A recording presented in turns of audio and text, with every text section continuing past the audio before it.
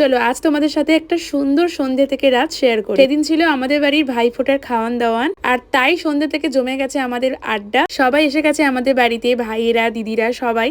তো সবাই মিলে একসাথে মজা করা শুরু করে দিয়েছে একদম সন্ধ্যে থেকেই। আর এটা হচ্ছে আমার দিদি, হচ্ছে পিসির মেয়ে, আমাদের ভাই বোনেদের মধ্যে সবচেয়ে বড়, তাই সবচেয়ে বড় দিদি ছিল। প্রথমেই সবাই মিলে খাওয়া দাওয়া করছি কোল্ড ড্রিঙ্কস, আর তারপর তো সাথে আমার বোনপো ছিল। সেদিন শুধু আমার একটা বোনপো নয়, আরো একটা বোনপো এসেছিল। দেখো সবাই মিলে জাস্ট আমাকে ঘিরে ধরেছে। এরকম বাচ্চা থাকলে কিন্তু ভীষণ ভালো লাগে। সবাই মিলে আবারও একটা দিন একসাথে হলাম, খুব মজা করলাম। আর সবকিছুটা তো ক্যামেরায় তুলে ধরতে পারি না। এবারে এই যে দেখো আমাকে লেশ খাইয়ে দিচ্ছে। এই সুন্দর মুহূর্তগুলো তো ক্যামেরা বন্দি রাখতেই হয়, কি তাই তো? ভাবছো তো কেন অন্ধকার? আমরা সবাই মিলে ছাদের একটা ঘরে বসেছিলাম, আর তারপরে অনেকটা রাত করে আমরা খেতে বসে পড়েছিলাম, কারণ কেউ খেতে বসতে চাইছে না, সবাই গল্প করতে ব্যস্ত। আর সেদিনকের মেনুতে ছিল রাইস, চিকেন কষা, স্যালাড, চাটনি, পাঁপড়, আর সঙ্গে ছিল মিষ্টি।